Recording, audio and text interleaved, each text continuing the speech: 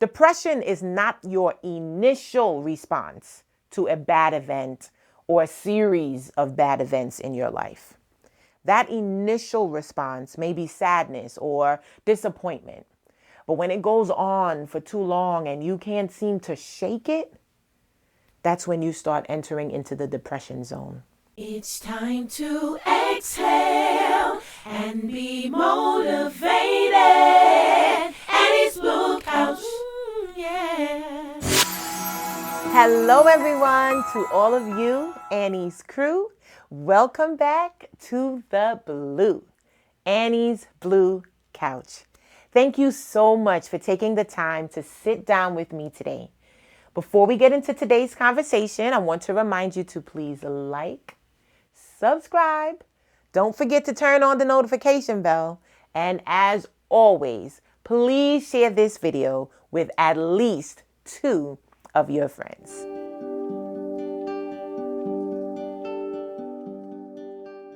By the title of today's video, you already know we are talking about depression. Today will be part 1 of a 2-part series on this topic. All right, let's get started. I've been opening up a lot about my life, not because I want people to have something to talk about. I guess if it was all wonderful, I wouldn't mind if everyone was talking about it. But I really truly believe what I said in my very first video of Annie's Blue Couch, which was that everything that I've ever gone through was bigger than me. It was about helping others. And that's for both the good and the bad things.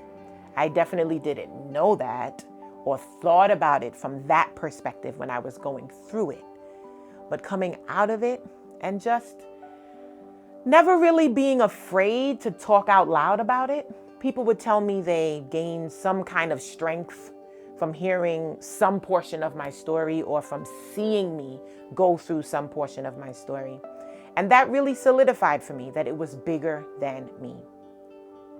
I share because I know people are going through things and they don't have someone to talk to, or maybe feeling judged or misunderstood or isolated and just needing a little bit of encouragement to not give up. After whatever mistake or hurt or personal challenge that you may go through, you cannot allow yourself to accept that it's the end. I want to encourage you to never stay down. No matter how hard you fall, get up.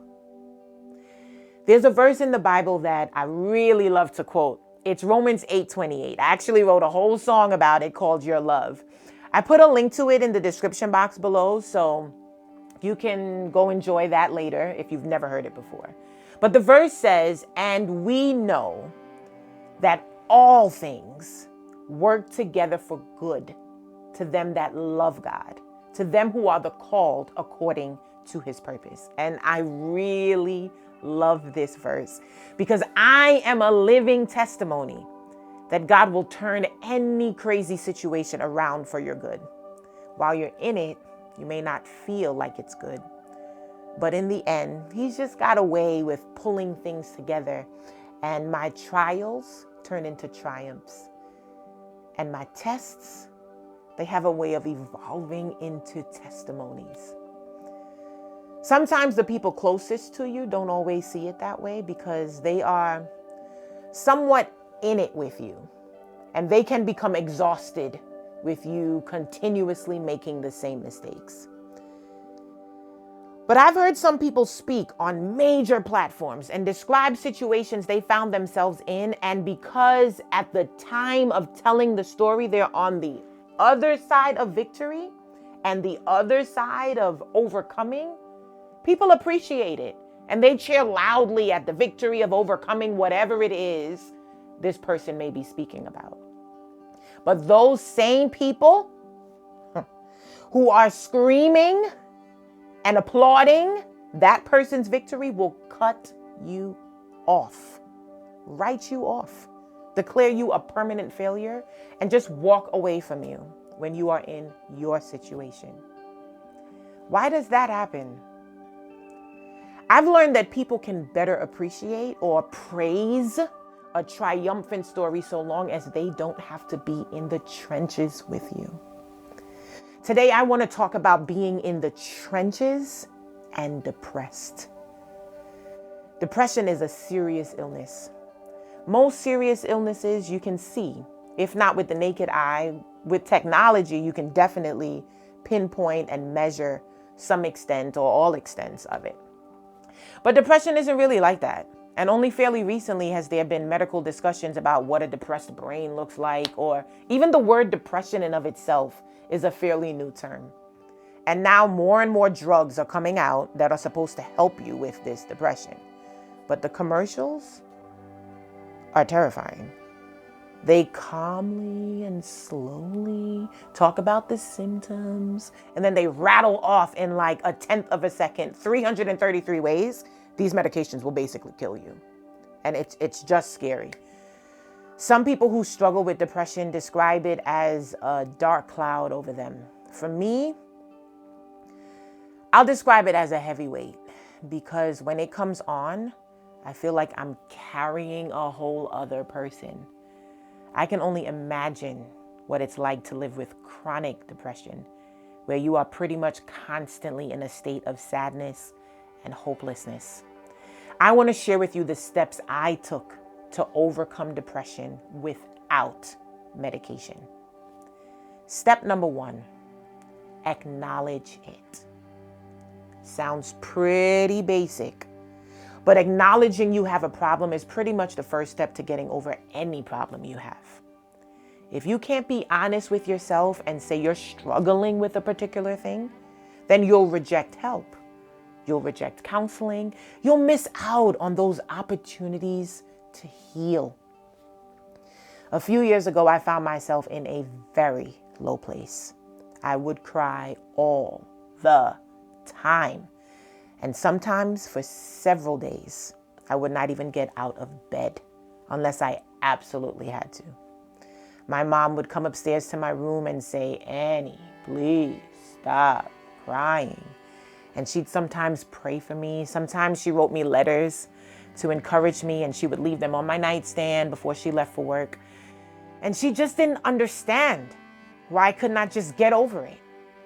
It was not until I said to myself, "Anissa, you're depressed and you cannot stay this way." That's when I finally started on the road to healing.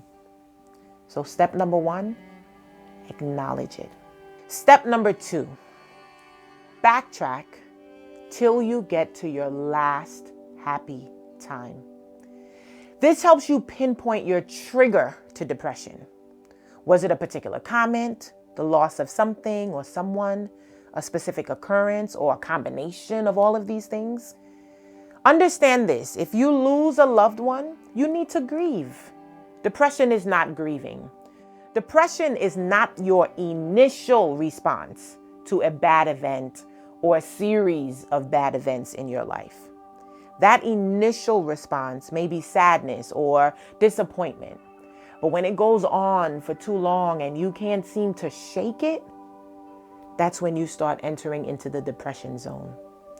Hence the need to backtrack to your last point of happiness, because it has been going on for so long that you need to remind yourself when you were last happy.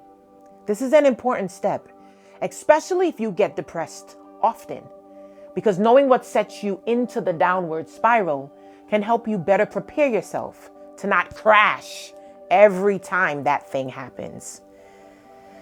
I knew exactly why I was in my depressed state. My husband left me. He packed his things and left. I knew it was happening. He told me he would. It was no surprise. And that Sunday morning when he left, I got dressed for church, got my kids dressed for church, and headed out. I had to lead praise and worship that morning. No one knew what happened. Well, maybe 1 or 2 people knew, but I definitely didn't make a public service announcement. I got to church, I took the mic, And I was doing really good. Then about halfway into the second song, I broke. I could not stop crying. And I think I cried for the rest of that service. And I cried on the altar for long after the service was over. That's kind of where it started for me. I felt sad and alone before, but nothing felt like this. So backtracking for me was quick. I was last happy when I was happily married.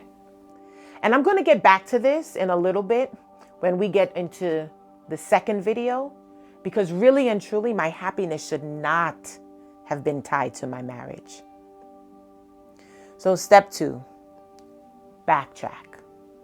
Remind yourself when you were last happy. Step number 3, pray. Pray, pray, pray.